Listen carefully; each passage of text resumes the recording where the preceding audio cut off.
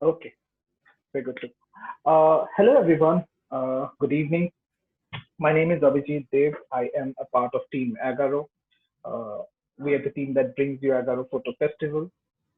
Today, here we are gathered here for the talk titled for the talk. I'm sorry. Okay, because people are still pouring in. I'm so sorry. Okay. Okay. Sorry. We are gathered here today to join the Confluence Collective in the talk titled Reimagining the Archives, the Visual as the Medium. The Confluence Collective are a collective of photographers and researchers working with their respective interests, create a common platform to bring together oral and visual stories of, of the Darjeeling Sikkim Himalaya, of the Darjeeling and Sikkim Himalaya. Through close engagements with the local community, they hope to build a strong, creative, and collaborative platform fostering a culture of knowledge production and sharing from the margin. From the Confluence Collective, we have Ashwin joining us. Hi, Ashwin. Hi, Avji. Thank you so much for inviting us. No, you're welcome. You're welcome. Shall we begin? Yes, yes, yes. I think we should. Okay. So I'll be sharing my screen. Yeah, please. Okay. Yeah. Yeah. Okay. So hi everyone. I'm Ashwin from the Confluence Collective. So today I'll be talking with having a conversation with Abhijit regarding the archives we've managed to collect till now and about us. So yeah, let's go. Okay. Yeah. So Confluence Collective is a collective based in Darjeeling Hills in Sikkim. So our main idea as to why we built up this platform was to create a space for visual artists, researchers, so that our stories and our narratives are spoken out in our own voices. So basically, what has been the case till now is our stories have been told, but mm through secondary voices, and we feel that in the midst of the journey when the story being told, it's lost, and Hmm. the stories are not told efficiently. So it's Confidence Collective is also an attempt to narrow the bridge the gap between the information that a gap that exists, understanding the region and everything, its identity. So Darjeeling Hills also being a region of political conflicts, so it includes a lot of lost stories and unearthed stories, which if not acted on time and not preserved properly will get lost. So just a brief as to where we are located. So I've just made in the map. So we're located in between Nepal, Bhutan. We're surrounded by Nepal, Bhutan, Bangladesh, and China. So with the Sikkim, Darjeeling, with that small circle there. So we're located there. So There. So there's an echo. Okay. yeah, yeah. It's an echo. Yeah. So when we formed the collective, so we formed the collective in January 2020. So it also began during the midst of the pandemic, when the pandemic was at its initial stage. We began functioning as a collective. The first thing we did um, was the fundraiser for the tea garden workers. So initially, slowly, we got along and we started working together. And the first initiative we took was the archives. The first thing we started working on are the archives, and we'll still working on it. So besides archives, before establishing the collective, we have also been conducting workshops and few another educational programs and seminars and all that, so that we keep ourselves engaged with the community and all that. The root of the seed of the Confluence Collective was sown much before, but officially with the official launch, we started in the year 2020.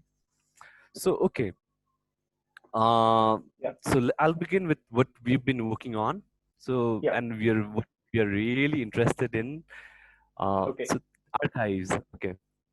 Okay. archive. So, So in our I'm like, before you continue, I'll try to, interrupt the least that I can. So I'll keep all my okay, questions piled up. I mean, okay, okay, if the viewers have any other questions as well, please drop in for the chat. Drop all of those in the chat. I'll just, try to forward them as we go towards the end. Okay. Or maybe, if something very much topical comes up, yeah, I'll maybe obstruct you for a bit and then, okay. okay, okay, okay, Okay, cool. Yeah, please continue. okay. So what we are really working on now are the archives. Besides, which we are really interested in. So the biggest question of why the archives is, it also comes to our mind. Why did we begin with the archives? So what has been the case in our region is, there have been books, there have been certain representation, but the representation has not been proper, and the secondary account through the book has not been proper, and also the stories of our region are just in oral histories, and it lacks the essence of visual medium. So the archive in the Confluence Collective, it is an attempt to bridge the gap, information gap we have from the oral history to the visual medium. So, so it's through the archives, we're just trying to retell our own stories with a Mhm. strong visual aesthetic, visual medium, and also the main objective of ours is to engage with the local community and to bring out the in-depth stories from them. So it's basically a So transformation sort of a thing. So from the orally spoken things yes, yes. to converting them into visual media. So basically, yeah, oral histories. So maybe according to me, like the oral histories are just like the game of Chinese Mm, whisper game. So it, mm, as it passes on, so there's some information lost. yeah, So to support that to support that, I think a visual medium, it supports it a lot, and it makes it more authentic and more prominent, I guess. totally. So in, yeah, so in the quest, yeah, okay, I'll continue. Yeah, Or please. do you have a question? Okay, yeah. So in the quest of finding archives, looking for archives, we found an interesting letter from, this is from Samsir Ali collection. We found an Mm, interesting letter. It was written by Samsir Ali's grandfather to a photographer. So it's okay. written in Nepali, and as I've translated to English as well. So Mm, I'll read the text in Nepali first, so I'll translate it on later to English. So it reads, "My dear Kashim Bhai, मेरो जेठी छोरी परलोक भयो, उसको मेमोरीको लागि एउटा photo राख्न माग्छु म। आफू फुर्सद छ भने भोलि बिहान 8 बजेतिर क्यामेरा साथ आउनुहोस्। तपाईँको दाजु कामदोर्जी 6/6/1981." okay. It says, "My dear Kasim, my eldest daughter has passed away. In a memory, I would like to keep her photo. So if you are free, please come to my place at 8 a.m. tomorrow with your camera. Your brother, Kamdorji, 6/6/1981." So Okay. in finding such archives, when we find all these, it's a we, we are so amazed and we are so happy to find such interesting things to which talk so much about the culture, the time, and everything that was happening back then, so Absolutely. And it brings it. it's so much in contrast to what we have right now, because Yes, yes, exactly. we are just we're just click away from calling somebody or getting somebody Yeah, right away. exactly. Yeah, exactly. So And maybe this was a WhatsApp message back then. totally, totally, totally. Yeah, Ashwin, exactly. just one more thing. Just slightly remove the mic from your, yeah, there is a, yeah, Okay. it's slightly, it's gone. Yeah. Okay. Can you? It's too less now. Hello. The sound is Check. gone. Yeah, Okay. Better. yeah, better, better. Okay. Okay. Okay. Yeah, please continue. So, so we have not found much. So about the studios, we're trying to trace back studios and also bring out the archives from the studios. But the studios in Kalimpong played a major role. I think in all the places, studios all played a major role. But particularly when we are looking for archives in to the family photos, what we are finding is the post photographs taken in a studio. Hmm. So when I was having a conversation with my father regarding, he also had as many photos taken in studios regarding how is it like. He was telling me it was around 1980s. So the photograph, they would provide three photographs for 40 rupees. Hmm. So in the time of 1980, 40 rupees was a big amount. It was big amount. So maybe the people who could afford and who could pay that amount would go to the studio and click. But people who did not have such much money, would not afford, who could not afford, I think they did not go to the studio, but rather there was a photographer. There's an interesting aspect angle to the in our region. So there was a photographer in my region who used to travel all walking. He used to travel all the places and he used to take photographs and give them for a very less price. Okay. A Yeah. traveling So that camera sort of a thing. yes, exactly. So that also, that is also the reason why all we also more inclined towards looking to for archives through family photographs, so the photographs taken in the studios and the stories also are also very interesting, but the in-depth stories, the very personal feeling of stories Hmm. comes very much from the family photographs. Hmm. Totally. So the interesting thing about the studios in Kalimpong is also, so there are just two families which have been running the studios, but and still they're just two families. Then they're not there's no new studio that has come up, and Hmm. maybe this will remain to be the last of the studios in Kalimpong. Maybe it's an assumption, maybe not. So Hmm. let's hope how things unfold, and maybe if we get a proper hold of the archives from this photo studios, and it would be wonderful to witness all that and everything. Yeah. Yeah. Absolutely. Absolutely. It's still a work in progress, right? Yeah, it's still it's just been a year. We're looking into archives and started working on it. So it's just a learning process. We are learning, growing, finding archives, being happy about it. Yeah, exactly. Totally. Totally. Sharing with us. Yes, exactly. Yeah. Please. Yeah, okay. So the left side, the photo, it's a photograph taken in a studio, and the photo on the right, it's from the Surya Pasha collection. It's taken in a casual friends chilling the out sort of thing.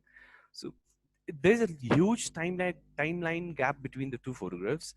The left photographs on the photograph on the left is probably taken in around 1955 something. The photograph on the right is taken around 1990s. So it also speaks so much about the time. So Hmm. 1990s was the time when people started having their own camera in their home, in their personal spaces, rather than in 1950s people used to go to the studios and take photographs. So the it also family photographs, the photographs also tells us so much about the culture and also about their uh, dresses, culture, everything, all the small traditions, everything. It speaks so much about it. It brings out so much interesting stories. So that is what we've been looking for, and it's always amazing to know more. Hmm. Totally. Totally. Yeah. I mean, like in these two photographs, is there any particular reason that you put up those two next to each other, or just to draw contrast because of the time frame that we're talking about? Yeah, basically, yeah, to draw contrast also, and the the photograph on the right is probably not taken by a photographer, Hmm. is taken by their friends. It's a casual evening by their friends. So the photograph on the left is taken by a photographer in a studio. Mm-hmm. Totally. So the consciousness of the people on the left and the consciousness of the people are different. The emotions there are totally different. So maybe so the left photograph on the left is wonderful. It's a beautiful photograph, but I think I'm more emotionally drawn towards the photograph on the right because it has Okay. emotions in it. So I'm just Okay. trying to draw that contrast. Much more fluid. Much more fluid. Yeah. Yes, yeah. Okay. Okay. So, so this is very interesting photograph we found at the very initial stage while archiving. So this photograph is a wedding procession in Mangpu. Mangpu is in Darjeeling. It's a small part in Darjeeling.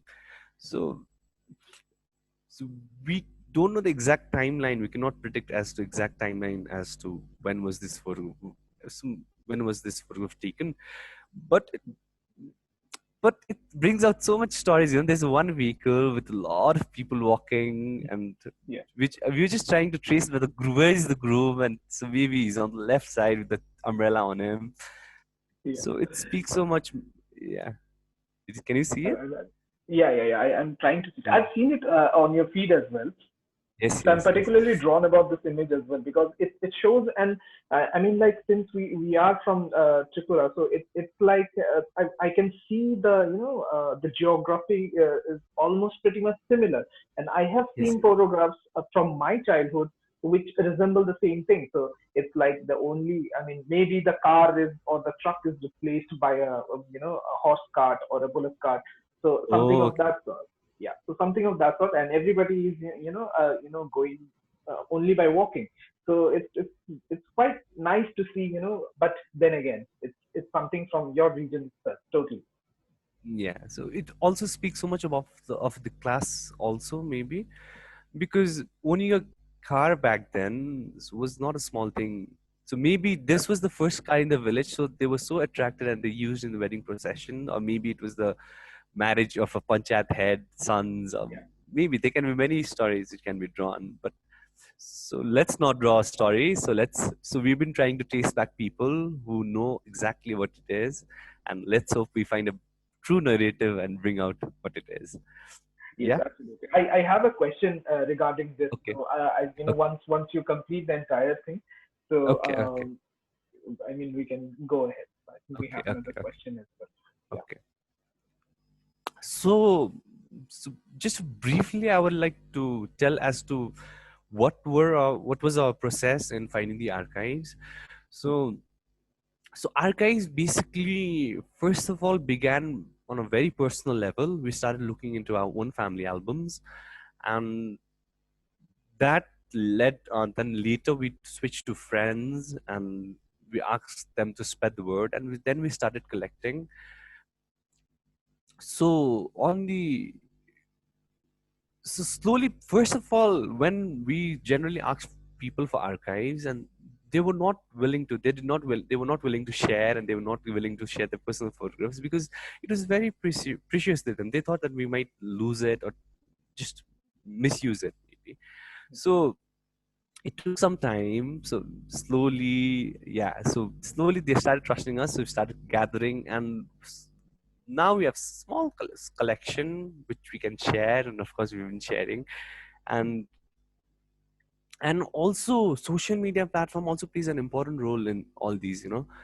So finding archives and using social media to ask people for contribution, it also, so there many people came up and contributed to the collection, and so we've been so thankful to all of them to be so generous to share their personal photographs with us. And yeah, so we've been collecting. Yeah.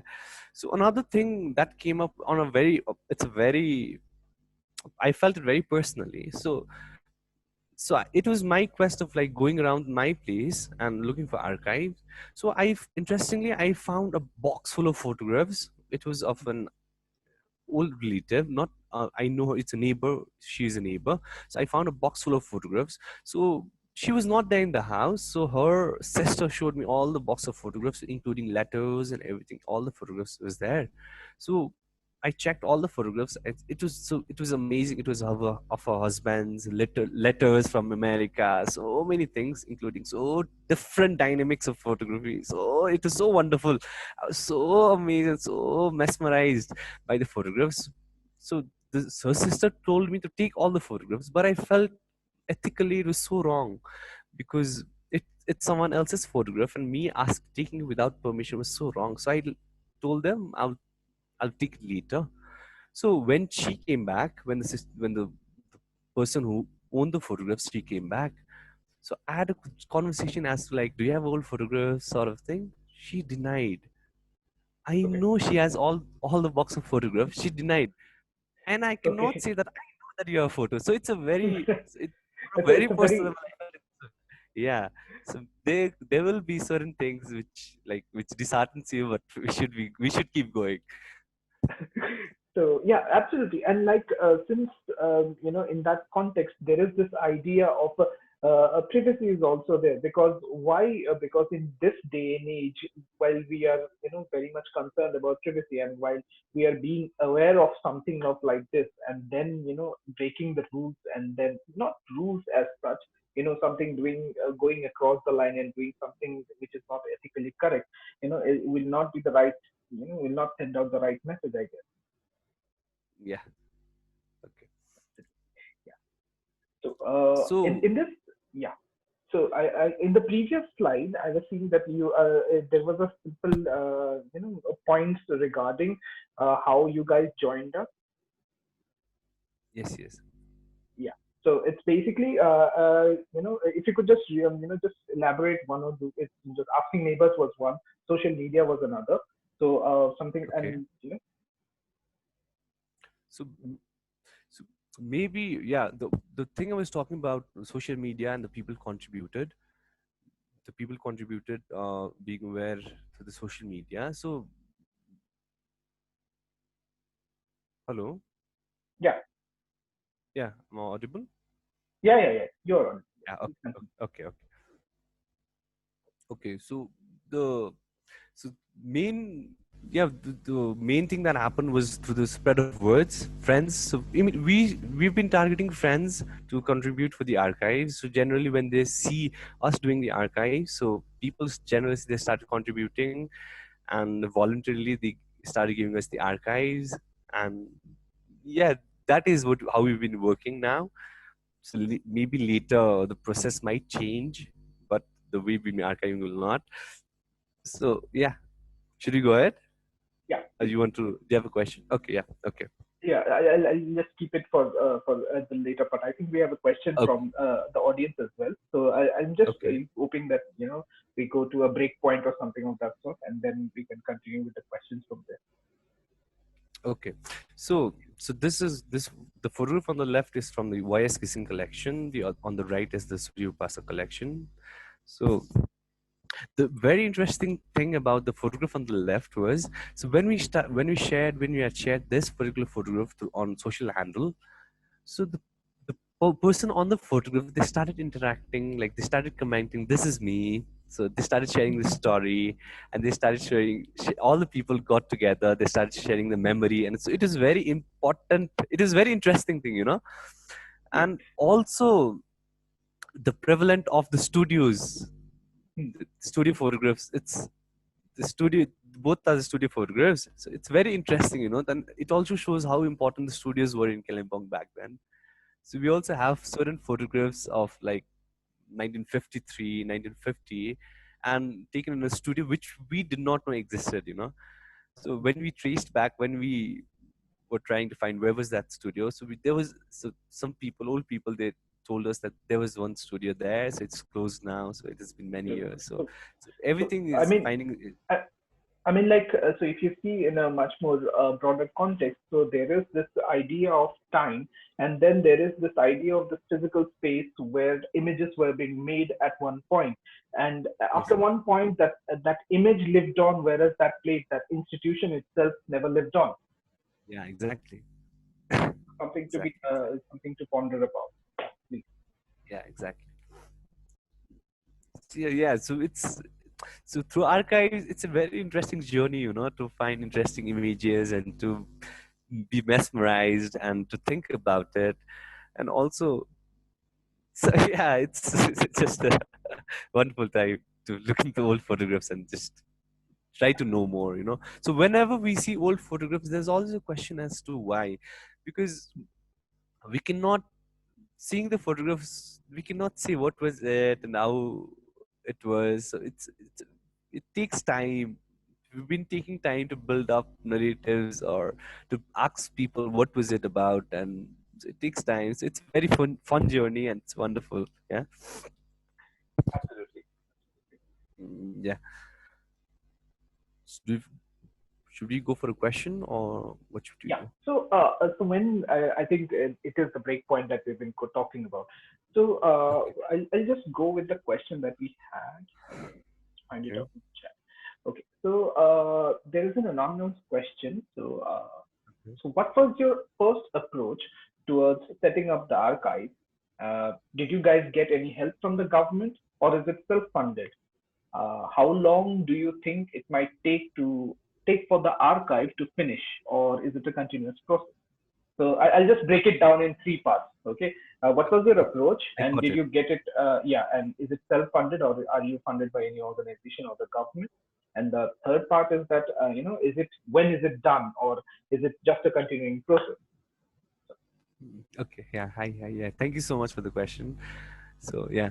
So, so it's a self-funded process. So we've been self-funding ourselves and working on things, working, buying equipments and all of that. So it's a self-funded process, and we've not been supported by any government organization or anything as such. So talking about the tenure of the process, it's a never-ending process. So maybe my grandchildren will also still be archiving the photographs. So it's a never-ending process. We also, when in the collective, when we talk about the when will this archive end, it's like many grand many generation will still be archiving. The next generation will also be archiving. So it's very long process. It takes time. It takes a lot of time. So it's very never ending process. And about the approach, I think I've also answered it before, but still approach wise. So how should I go about it? Like approach. Okay. Uh, So let me just add on to that question. So maybe that Okay. would help Okay. you answer it in with a different dimension. Because when I think the person was asking, so I think we were in that question how you approach, asking around and then going by. Yes. So Yes. there is like you have a few stories connected to the archives, right? To the particular images that you have Right. from the archive itself. So some you may know about, some you have, like you said, the oral stories are like Chinese whispers. So some things get lost down the way, and also the other way is also correct. Some things get added down the line, right?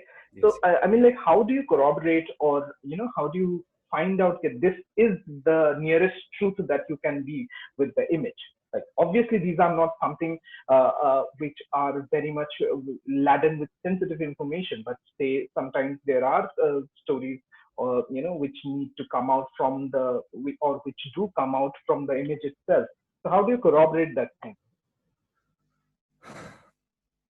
So, mm, building a narrative and a story by ourselves, we're quite hesitant for that. So the first thing we do is when we get hold of the photographs, we try to trace back the immediate families and also talk to the family members and bring out the story and bring out what it was actually. So that is the main thing we keep in our mind. But in certain cases, we have also found albums which does not belong to anyone, and so there's very less information we have. The only information we have are the photographs and the thing written on the back of the photographs. So on, in that case, we try to find the people in the photograph by sharing albums and sharing the photographs with certain people we know in around the circle. We try to share the photograph and just to try to find the people. At least one people can share certain information which might be very helpful, and we tried not to create our own narrative and bring it out as of now. We're not trying to put up our own narrative and bring out now. We're trying to focus on the family members itself to bring out narrative and to tell the story as to what is it about the photograph. Yeah, I think that is it. Or did I answer your question? Or Yes, yes, it pretty much. I think you've answered both of our queries. So yeah, okay, I yeah, think we can okay, go ahead. go ahead. Okay. Yeah. So the thing I was comparing between the studio photographs and the personal photographs. So that is also the reason why we're looking into the family photos for archives. We're focusing on the family photos more, as in like looking for archives, family albums. So in that context, we found certain collections, but amongst those, there's one of more interesting photographs of Parvati Pradhan. So this was a postcard sent to her by her sister. So it's written. She had written. It's of North Sikkim. It's of North. The picture on the left. It's of North Sikkim. So she had sent the postcard to her sister from North Sikkim so that to be strong as the mountains. It reads, to simplify it, it reads, be strong as the mountains, your sisters. It's the interesting thing about Parvati Pradhan is the Parvati Pradhan's father was a photographer. He was a photographer. So he used to do what we call commercials back then. He used to go out, photograph, and come back. So in that process, so there always used to be certain rolls of films left. In order to complete the roles, her father used to take photographs of Parvati Pradhan.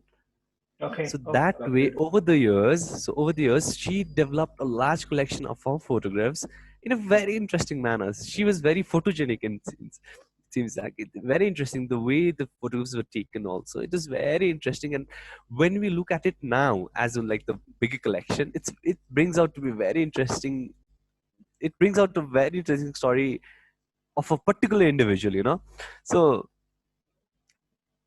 So the the picture you see on the right and the one sitting there, she is Parvati Pradhan. Okay. Okay.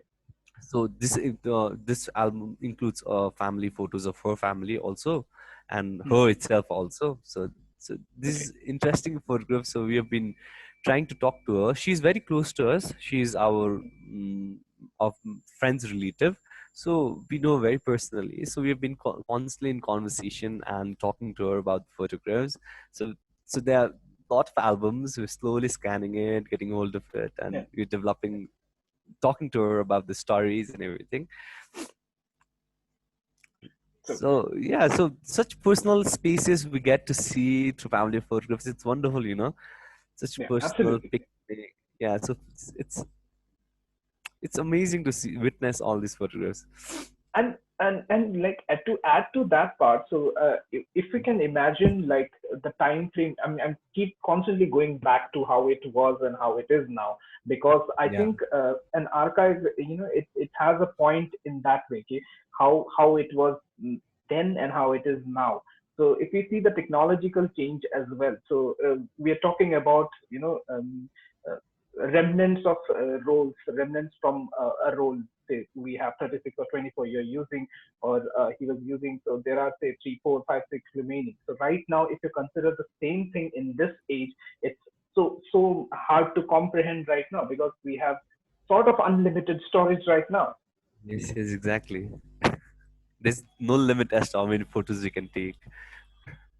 And due to this entire thing, so say the shooting with the remainder of the role, so there is this beautiful thing that came out of that process. Yes, exactly. Yes, Absolutely. exactly. So true. Absolutely. So let's go ahead. So another interesting album we found was of Kesang Dichan. So remember, I was telling you about the lost album we found. So this is one of those. So this album was found in one of the homes. The owner of the home did not know this existed. So this album was owned by the previous one, the former owner of that house. So interestingly, we found this album, and what so we have very less information about this, but what we know as of now, it belongs to Tibetan family, and all the photographs are addressed to Kesang Dichen. Okay. So all the photographs are mostly addressed to Kesang Dichen. So we have made an assumption, as in Kesang Dichen must be loved by everyone. So we have yeah, we have photographs of her traveling all around India and also to abroad, and it brings an interesting narrative of the culture and the time frame and everything. So maybe she also belonged to a well-off family, which who could afford traveling and who could go to places. And we have very less photographs of her in Kalimpong, but still it is found in Kalimpong, so it brings out a interesting story. So we have constantly been trying to trace back our family members and the people. So we have managed to find a particular person, a few, who could share their idea on the photograph, and we're still in the process of finding and finding and finding. Yeah. A part of that never ending cycle. Yes, the part of never ending cycle. Okay. So So another, okay, yeah, okay. yeah. So any particular I like that leaf formation. So any particular Yes. information about that in the previous slide? Yeah. So because So I personally have what? seen images like these from my Yeah. locality. So not uh so particularly on this photo, I can tell you about the shape because while Parvati Pradhan also has similar kind of photographs in different shapes. You see a circle, a triangle, a love. So in conversation with her, when we had a conversation, she used to print a prints. She used to make prints herself. So told us that it's just a fun project. So it's just an experiment we were trying to do. So we used to cut out different shapes and use those shapes to print out photographs. So it's a it's a very interesting conversation we had with her. So it's still more to have, but so that is what I can tell you about the shape and the Hmm. way it is built. It's not on this particular photograph because we've been fighting about it. Okay. Yeah. Yeah. Okay. So this is just found. So it's been around a week or so. We just found it. So this Okay. archive is of Chitin Tashi. So Okay. Chitin Tashi was a photographer to the Chogyal of Sikkim and Hmm. also a photographer to the King of Bhutan. Hmm. Hmm. So we're hoping to have a wonderful set of archives from through these collections because he was a photographer back then to the Chogyal of Sikkim, also the King of Bhutan means a wider dynamics, a wider perspective on the whole of the region. So it's a very important thing for the region also. So Hmm. another interesting thing was Chitin Tashi also established was established the first studio in Sikkim, Hmm. and later on he continued to continued and also established a studio in Kalimpong itself, also named like Chitin Tashi and Company Hmm. under Hmm. that Hmm. name. So he used to take photographs of the Tibetan refugees, Hmm. identity cards, ID card photos, and also used to sell his photographs as postcards. Hmm. So Hmm. we have so much hope that this archive will bring out really interesting things and build up Absolutely. strong narratives. Yeah, and it specifically seems like a gold mine of sorts because, like you Yeah, said, exactly. yeah. So you have the royalty in Sikkim, you have the royalty in Bhutan, and then absolutely vernacular stuff. So Yes. something of that sort. Yeah, interesting. So we have glass slides, also all the sort of negatives, 120 mm, 35 mm. So it's beautiful. It's interesting. Very interesting. Absolutely, absolutely. I hope you guys got hold of it. I had gotten hold of it a few days earlier, so we could have seen some of this. But never mind, we can always come back for another session. Yeah, we can always come back and do a particular session on only these Chitantashi Yeah, archive. typically, Yeah, yeah, exactly. absolutely, absolutely. So yeah. So after working on the digital archives, after digitizing the archives, and also being with the archives and creating soft copies of the archives, so we have also been constantly thinking about our own practice, self-reflecting on our own practice as to how long will this digital copy last. So it is also a question on our own practice as to when we look back at the photographers, old photographers, they used to make prints of their photographs, which we have stopped now. So it's just digital copies we keep with extra hard drive to back it up, and with multiple hard drive copies. And so we always question, so we've been archiving, though we say that we are digitizing archives and it'll be safe and it'll be stored forever, but we don't know what are the span of the digital copies, what is the span of the archives you're trying to store online or on drives. So also we feel that our generation, we will fail to leave back the archives the we've been finding, like the previous generation, the way they've left us archives, the old photographs we've been finding now. So we will fail to leave that so behind. So it's a question of debate. It's a big thing to talk on also, but it's a Absolutely. small, yeah. So it's a small self-reflecting on our own practice. So I mean, like, if I would have to ask you, so what do you think is the solution to this problem, or at least a better alternative?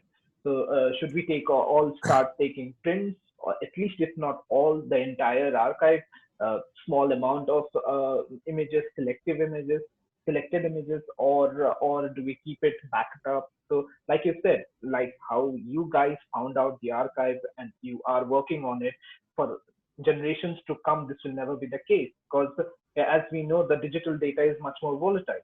Although it's rampant if it's on the net, but if it's not on the net, it's much more volatile. So one crack to the hard drive and everything is gone.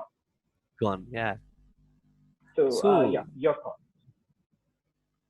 So I think printing it on a small scale, because printing has become very expensive these days, you know. So printing 1,000 set of photos we take per day is not practically possible. So I just start small, making a small set of prints and storing it in a proper place would be effective. But it also brings us to the thought that we also lack space as to store the prints, you know. So with all the conditions and with the type of prints we're getting now, we also need a proper condition of to store, keep the prints, the albums we're getting now. It destroys the photograph, you know. So family, when I look back into my own family albums, so many photographs are destroyed because of the paper quality and the material of the album and everything. So maybe we should find a better way to keep print and find a better way to keep the photographs, and maybe start small, and later on after years you'll have a fixed bunch of photographs printed and on your table. And when you show people also the physical material physicality of the print would be wonderful to see rather than the soft copies. Absolutely, absolutely. And this I have been vocal about it all the time, from my personal experience as well.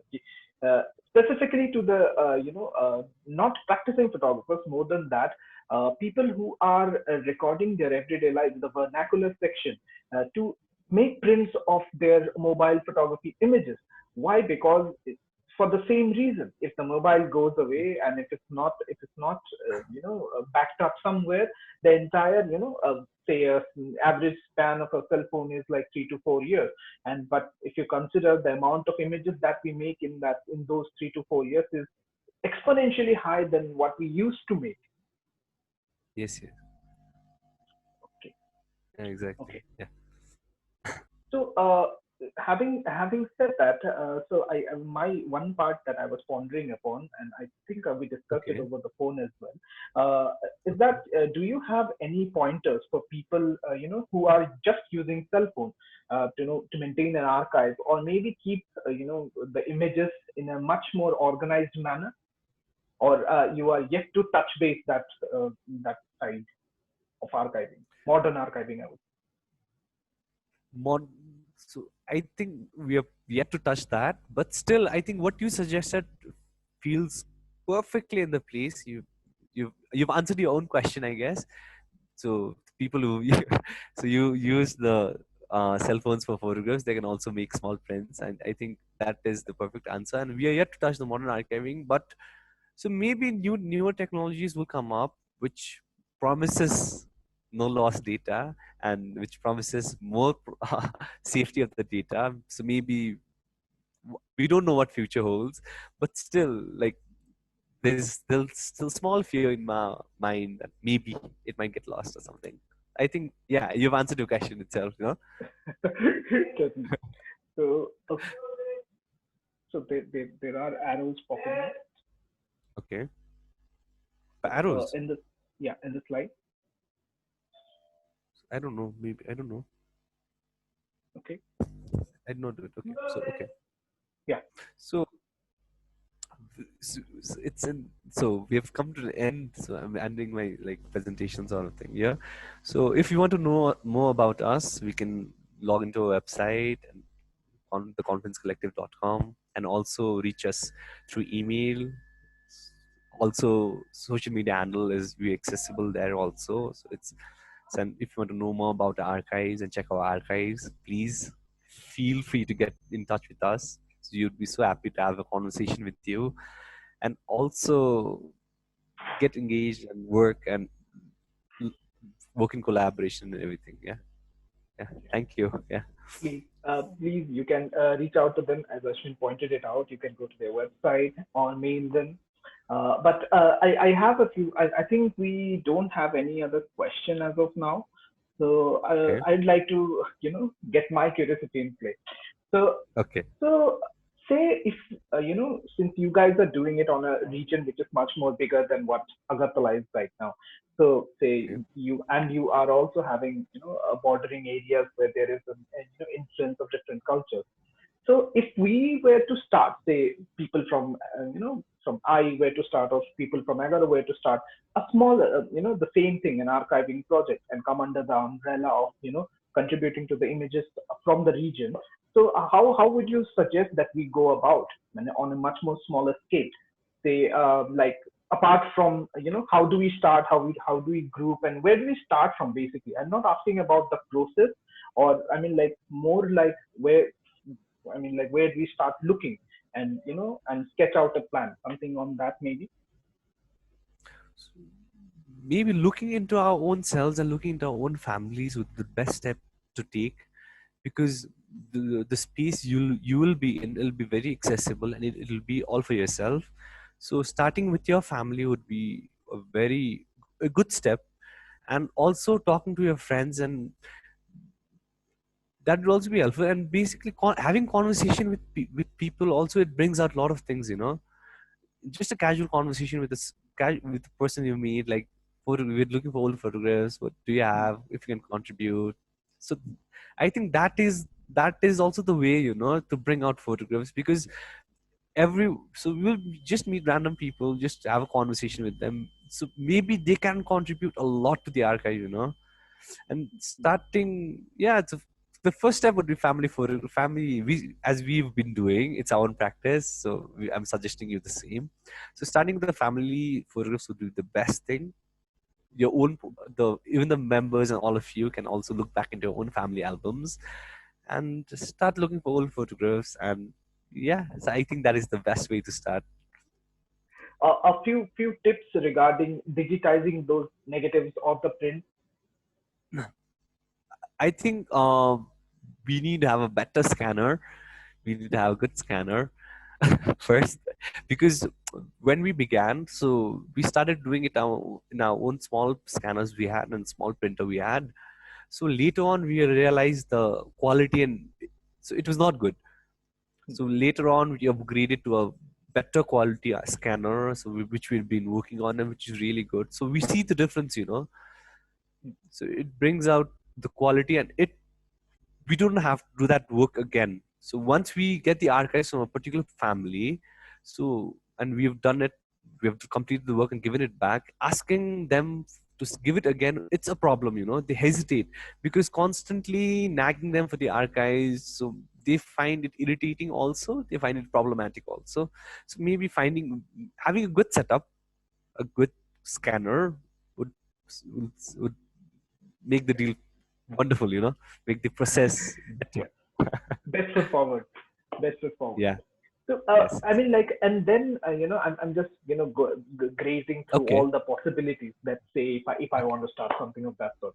So, Okay. if Okay. say, so how do you catalog these then? Because we have our own ideas. There is a entirely different set of metadata there is, we are used to with digital images. That is not the case with scanned images, because there is a very, very, very less amount of metadata there. So, how do you go about cataloging the images? You know putting them in So, timelines and something of that sort. so basically, what we've been doing now is we've been putting in folders with the particular name and the collection. So what we follow, I can show you. What we follow is, do you see there on the left? So that's the naming template we Yeah, I follow. yeah. Champu Narayan Rai / TCC Visual Archive. So that is the main line we follow.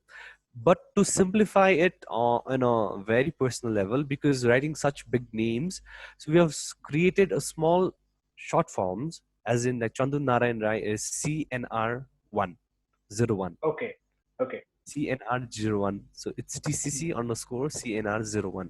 So it Okay. goes under that category. So we also have a list which speaks about, like, if second CNR1 CNR comes, so he'll be CNR02.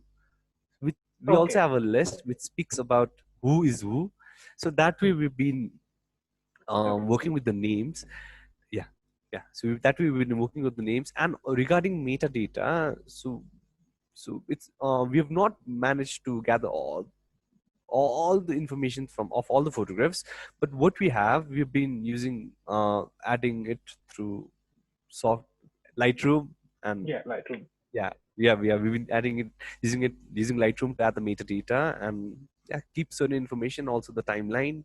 So what happens while finding archives is people give an assumption as to, they don't know the perfect year or perfect, they make an assumption like this might be around 1950, this might be around 1970. Yeah, so it's always, so we have to work on approximately 1950. Sometimes the years are accurate, sometimes it's not. So accordingly we manage, accordingly we input data, and accordingly we input information. Okay. Okay. Sounds Yeah. perfect. And that's pretty much about the last step about the archiving. And that's pretty much it, right? The last step that you do, Yes. and then everything. And like, and then again, and coming to the last part, like we were discussing it Okay. a little bit ahead of the time. Okay. How do you take care of the hard drive? So how do you take care of the hard drive? Because now they're in the digital domain. Yes, yes.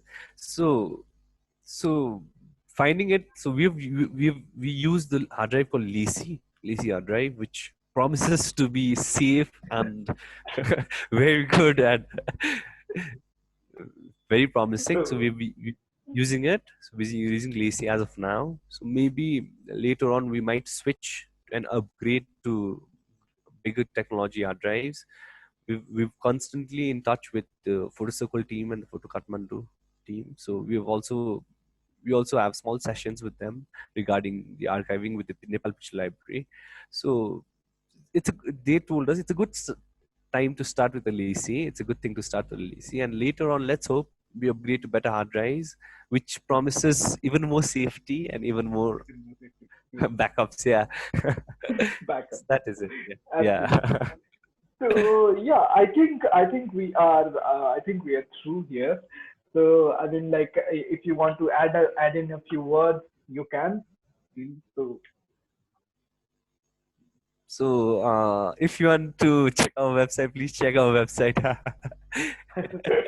And if you want to support us, please support us. So yeah, totally, totally, so totally. yeah, so anyone from the region, from our place, one who have family photographs and archives, who feels that it's an important thing to contribute to the history of our region, please feel free to reach out to us and contribute. So we are welcoming, and we looking for engagements. So you'll have wonderful time. Also, you can also be in the process of archiving. Also, be how the process goes on and everything. So it'll be, yeah. Please contribute. Something fun, something fun, Yeah, please. something fun. Thank you so much. Thank you so much, Ashwin. So I think I Thank you think so much. somebody thanked us as well. So Aman, okay, what an amazing session. Thanks, guys. Thank you, Aman, and thank you everybody for joining in. I think I second Aman because I think it has been a informative yet fun and something which always going back in time helps maybe. Okay. So thank you everyone for joining in. I thank Ashwin and the Thank entire you so Confluence much. Collective for taking time out, discussing these things, all these things with us. Maybe in future when you have a bigger archive, we can share and have more deeper look into the entire thing. So yeah, this talk has been a part of the fourth edition of Egaro Photo Festival. Egaro Photo Festival has gone live this year, so you can visit the exhibition at www.agarophotofestival.com. And yeah, that's about it. Thank you, everyone. You have a good night. Thank you so much, Egaro team, for inviting us. Thank you so much. We're so fortunate to be a part of your festival season. Yeah. Thank you so much. Yeah. Everyone, please Bye bye. check out the festival's website for all the works and all exhibiting works. Thank you so much. I had a wonderful time talking to you, Abhijit. Thank you so much. Yeah. Same here. Same here. Likewise. Okay. Bye bye. Good night. Bye. Bye. Thank you. Bye, everyone. Thank you so much for tuning in.